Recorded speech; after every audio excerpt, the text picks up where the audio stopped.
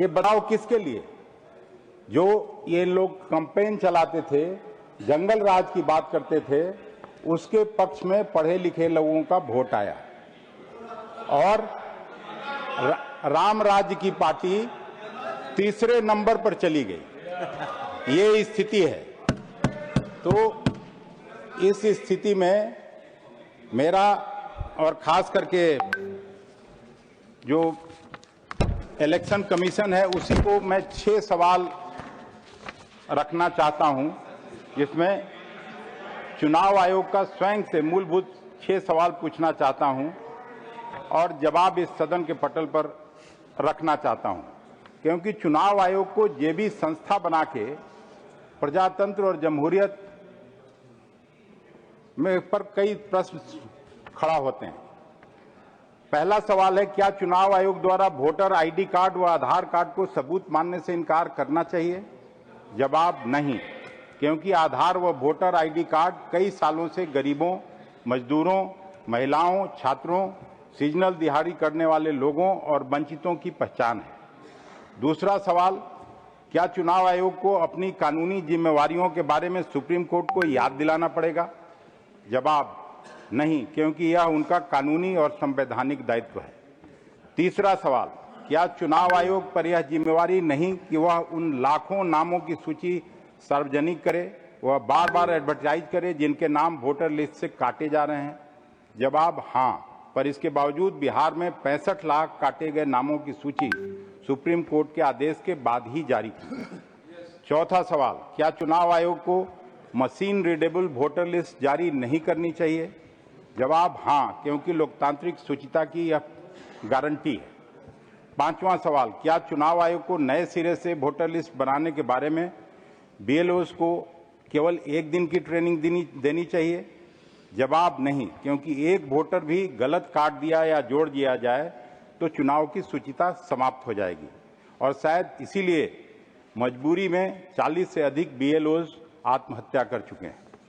छठवां सवाल, क्या चुनाव आयोग नागरिकता का निर्णय कर सकता है? जवाब नहीं। मैं इसको सभा पटल पर रखता हूं और आपको धन्यवाद देता हूं कि आपने बोलने का मौका दिया। Thank you. Honourable Shri Arjun Ram Meghwal जी।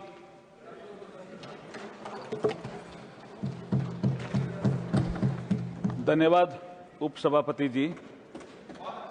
सर्वप्रथम चुनाव सुधार जैसे महत्वपूर्ण विषय पर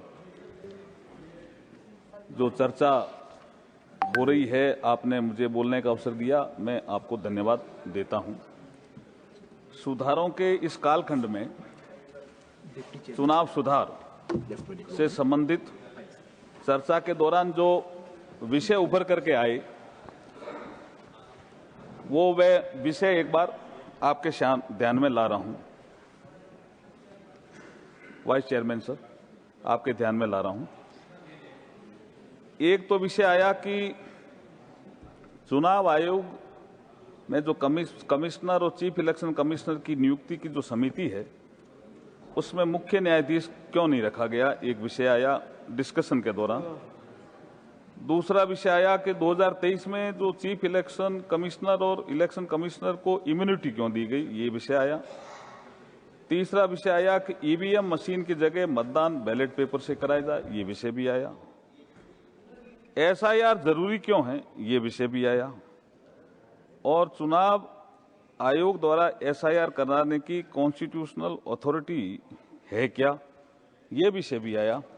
लोकतंत्र जीवित रहना चाहिए, ये विषय भी आया। संविधान बदल रहे हैं, ये विषय भी आया। और सीसीटीवी फुटेज के संबंध में नियमों को क्यों बदला गया, ये विषय भी आया। सभी जो चर्चा के बिंदु हैं मोटे मोटे ये इन्हीं के आसपास ही घूम रहे हैं। मैं इनका सबका जवाब देने की कोशिश करूंगा। माननीय सभापति महोदय, इन चुनाव सुधार का जो विषय है, ये नया विषय नहीं है।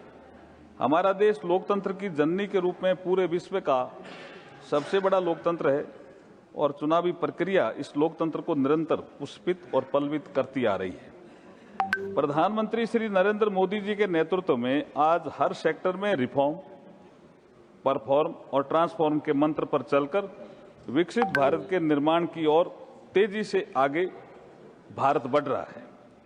रिफॉर्म एक्सप्रेस, ये जो चुनाव, ये खाली चुनाव के क्षेत्र में रिफॉर्म और में ऐसा नहीं है, हर क्षेत्र में रिफॉर्म नरेंद्र मोदी जी कर रहे हैं, इसलिए रिफॉर्म की एक्सप्रेस है। इस पर यात्रा करते हुए जब हम चुनावी सुधार के परिप्रेक्ष्य में चिंतन, मनन और मंथन करते हैं तो संविधान के लागू होने के 75 वर्षों की स्वतंत्र भारत की गौरवमय यात्रा तथा हमारी हजारों वर्षों की कलेक्टिव विजडम को संजोने वाली ऐतिहासिक विरासत में बेहतर भविष्य हेतु प्रेरणा देती है।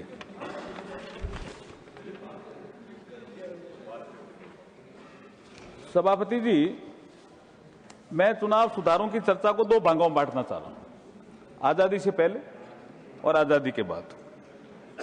अभी कांग्रेस के कई साथी आजादी के पहले कालखंड में भी चुनाव में सुधारों का 1919, 1935 और कईयों का उल्लेख किया, राउंड टेबल कॉन्फ्रेंस का भी उल्लेख किया, मैं उनकी भी चर्चा करूंगा। देखिए, ऐतिहासिक दृष्टिकोण से देखा जाए तो लोकतांत्रिक भावनाएं हमारे सभ्यता के लोकाचार का अभिन्न है। वैशाली, लिच्छवी, शाक्य जैसे निर्वाचित गणतांत्रिक शहर 2500 साल पहले भारत में विकसित हुए। यही लोकतांत्रिक प्रणाली की भावना 10वीं शताब्दी के उत्तरामेरूर शिलालेख में दिखाई देती है, जिसने लोकतांत्रिक भागीदारी के सिद्धांतों को संहिता का रूप दिया। इसी लोकतांत्रिक भावना और लोकाचार ने प्राचीन भारत को सबसे समृद्ध भूमि बना दिया था। सदियों का औपनिवेशिक शासन भारतीय लोगों की लोकतांत्रिक भावना को दबा नहीं सका, ये भी हमें ध्यान रखना चाहिए। राष्ट्र निर्माता बाबा साहब बी आर अम्बेडकर जी ने 27 जनवरी 1919 को साउथ बोरो फ्रेंचाइज कमेटी के सामने एविडेंस प्रस्तुत करते हुए सार्वभौमिक वरिष्ठ मताधिकार की प्रभावशाली वकालत की थी। उन्होंने मताधिकार के मूलभूत पहलुओं को बताते हुए ये सारी बातें कही थी कि अगर पॉपुलर गवर्नमेंट है तो यूनिवर्सल अडल्ट फ्रेंचाइज होना चाहिए। इसका उल्लेख एक जगह हमारे कांग्रेस के साथी रणदीप सिंह सुरजेवाला जी ने भी किया। बाबा साहब डॉक्टर भीमराव अंबेडकर जी ने प्रथम राउंड टेबल कॉन्फ्रेंस में 22 दिसंबर 1930 को भी सार्वजनिक वरिष्ठ मताधिकार की वकालत करते हुए कहा था, और उन्होंने वकालत की थी कि ये adult franchise, universal adult franchise होना चाहिए। इसी प्रकार 19 जनवरी 1931 को एक राउंड टेबल कॉन्फ्रेंस का प्लेनरी सेशन था, उसमें भी उन्होंने इस बात की जिक्र किया। तो ये उस समय के कुछ ये डिबेट है जो बाबा साहब ने उन संबंध में रखी। मैं उस संबंध में थोड़ी चर्चा बाद में भी करूंगा। अब यहाँ एक विषय आता है कि ये सारी चीजें बाबा साहब करते जा रहे थे कि यूनिवर्सल अडल्ट फ्रेंचाइज होना चाहिए, और फिर जब संविधान बन रहा था तब भी बाबा साहब ने कहा कि हमें एक प्रिंसिपल पे चलना चाहिए, वो भी इलेक्शन रिफॉर्म का आधार है। 1 पर्सन 1 वोट और 1 वैल्यू, ये इसी पे हमारा पूरा संविधान का ढांचा खड़ा है, मताधिकार का सिस्टम खड़ा है और लोकतंत्र खड़ा है। अब जब एसआईआर में जो बाबा साहब का ये प्रिंसिपल है कि 1 वोट 1 पर्सन 1 वोट 1 वैल्यू, यही होना चाहिए। जो अपात्र लोग हैं वो सूची से बाहर होने चाहिए और जो पात्र लोग हैं वो सूची के अंदर आने चाहिए। यही एसआईआर, और क्या एसआईआर? फिर तो समझ में नहीं आता। बाबा साहब क्या वकालत करते हैं और जो एसआईआर बाबा साहब के उस प्रिंसिपल के आधार पर हो रही है 1 पर्सन 1 वोट 1 वैल्यू, उसका आप विरोध करते हैं। ये विरोधाभास मुझे समझ में आ रहा है इनके वक्तव्यों में। तो आपको कोई रूलिंग देनी पड़ेगी विरोधाभास कैसा। आगे मैं आऊंगा इसके ऊपर। आगे मैं ये उल्लेख और करना चाहूंगा कि इन्होंने बाबा साहब का कई बार जिक्र किया, मेरे तो ये समझ में नहीं आता सभापति जी, जिन बाबा साहब के जब वो जिंदा थे, इस संसार में थे, सार्वजनिक जीवन में थे, कांग्रेस ने कोई ऐसा मौका नहीं छोड़ा कि बाबा साहब का अपमान नहीं किया। कोई ऐसा मौका नहीं छोड़ा। वो कैसे बात कर रहे हैं जी? सेम। आप 1952 का चुनाव, उनका चुनाव उन्होंने हरवाया कैंडिडेट खड़ा करके, 1953-54 में भंडारा का चुनाव था, बाई इलेक्शन, वो भी हरवाया, और 52 का चुनाव भी हरवाया, और भंडारा का चुनाव भी हरवाया, और ये तो जीते जी कांग्रेस ने किया कि हम बाबा साहब को लोकसभा में नहीं आने देंगे, ये तो जीते जी किया। लेकिन जब बाबा साहब का महापरिनिर्वाण हो गया था तो उसके बाद भी भारत रत्न नहीं दिया बाबा साहब को लंबे समय तक। बोलने का मौका मिलेगा। बाबा साहब को, जिनका ये जिक्र कर रहे हैं, कोर्ट पढ़ते हैं, मुझे तो शर्म भी आती है, कोर्ट भी पढ़ रहे हैं बाबा साहब का। 1989-90 तक बाबा साहब को भारत रत्न नहीं दिया इन्होंने, और संसद के सेंट्रल हॉल में बैठकर जहां संविधान लिखा बाबा साहब ने, इन कांग्रेस के लोगों ने कहा, लेटर है मेरे पास, कि संसद के सेंट्रल हॉल में बाबा साहब का चित्र लगाने के लिए जगह नहीं। ये कैसे बाबा साहब की बात कर रहे हैं? कई बार तो मुझे वो कोटेशन याद आता है कि 100 चूहे खाकर बिल्ली हज को चली, शायद ऐसा कुछ इनका एक विषय है। मैं बाबा साहब पे फिर आता हूं। एक विषय जो उन्होंने रखा कि महिला और पुरुष को दोनों को बराबर एक साथ अधिकार दे दो, ये विषय भी बाबा साहब ने रखा हमारी संविधान सभा में। और मैं वोटिंग राइट की जब बात करता हूं, बाबा साहब ने ये कहा, कुछ लोगों ने कहा, अभी इसमें कांग्रेस के ही साथी थे उस समय संविधान सभा में अधिकतर, कि साहब इंग्लैंड में महिलाओं को लेट अधिकार मिला, संघर्ष करना पड़ा, और 2 बार संघर्ष किया तब जाके महिलाओं को अधिकार मिला, 1918, 1928। और ये भी कहा कि यूएसए जैसे देश में महिलाओं को बहुत लेट अधिकार मिला, उसमें 144 साल लगे, तो हम यहाँ एक साथ क्यों दे रहे हैं? तो बाबा साहब ने कहा भी, जो अगर आप वर्ष मताधिकार नहीं देंगे तो हम लोकतंत्र को पल्लवित और पुष्पित कैसे करेंगे? हमारे बाद बहुत से देश आजाद होंगे, हम भारत जो है नेतृत्व देना चाहता है, जो अब आजाद होने वाले देश है, इसलिए आप सबको एक साथ अधिकार दे दो। तो मैं इस सदन से मैं ये कहना चाहता हूं कि यूनिवर्सल अडल्ट फ्रेंचाइज अगर किसी ने दिया तो उनका नाम है बाबा साहब B.R. अम्बेडकर। ये अपना आप ही क्लेम कर रहे हैं, अपना आप को। ये कैसे क्लेम कर रहे हैं, मेरे तो समझ में नहीं आ रहा। अब ये मैं आपस में बात नहीं, प्लीज। अब ये मैं इलेक्शन कमीशन पे आता हूं, प्लीज। ये इलेक्शन कमीशन पे आता हूं सर, प्लीज। मैं पर बैठकर करेक्ट ना करना। थिंक विल गो निकॉल Jairam ji, please sit, please sit, please sit. मैं इलेक्शन कमीशन पे आता हूं। 26 जनवरी 1950 को भारत में संविधान लागू हुआ। 26 जनवरी 1950 को भारत में संविधान लागू हुआ सभापति जी, और 25 जनवरी 1950 को ही चुनाव आयोग का गठन किया बाबा साहब ने, एक दिन पहले। तो कितना महत्व है चुनाव आयोग को बाबा साहब ने दिया।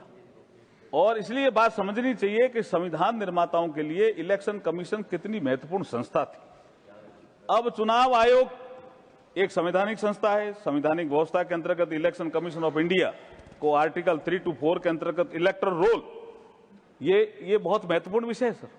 ये संविधान के अंतर्गत ही इलेक्टोरल रोल की तैयारी, पार्लियामेंट और स्टेट लेजिस्लेचर के इलेक्शन के लिए संचालित निगरानी, निर्देशन और नियंत्रण के लिए शक्तियां प्रदान की गई है। ये पूछ रहे हैं कि चुनाव आयोग SIR क्यों करा रहा है, उसको शक्तियां कहां से मिली? तो मुझे लगता है विपक्ष के कई साथी संविधान लेकर के तो चलते हैं, पर संविधान में लिखा क्या है ये पढ़ते नहीं है, ये समस्या है। ये 324 में लिखा हुआ है। अब ये इसके बाद the representation of the people act 1950 आया, जिसको हम RP एक्ट 50 कहते हैं। फिर उसके बाद रजिस्ट्रेशन ऑफ इलेक्टर्स रूल आया 1960, जिसको हम RER 1960 कहते हैं। उसके द्वारा भी शक्तियां दी गई है चुनाव आयोग को। अध्यक्ष है, पढ़ लिया? तो फिर ये इसमें लिखा हुआ समझ में क्यों नहीं आता? सभापति महोदय, इसकी कार्यप्रणाली पर संसद में चर्चा का प्रावधान नहीं है। ये हमने जब कहा पिछले सेशन में, इन्होंने हल्ला किया कि क्यों नहीं कर सकते, तो इन्हीं के ही एक स्पीकर थे सर, बलराम जाखड़ साहब। उन्होंने एक रूलिंग दी लोकसभा में, रूलिंग दी कि हम इलेक्शन कमीशन पे चर्चा नहीं कर सकते उनकी कार्यप्रणाली पे। लेकिन इसलिए ये माने नहीं, हम तो इसी पे चर्चा करेंगे, SIR पे करेंगे, इलेक्शन कमीशन पे करेंगे। तो अब इलेक्शन रिफॉर्म एक नया सब्जेक्ट आया।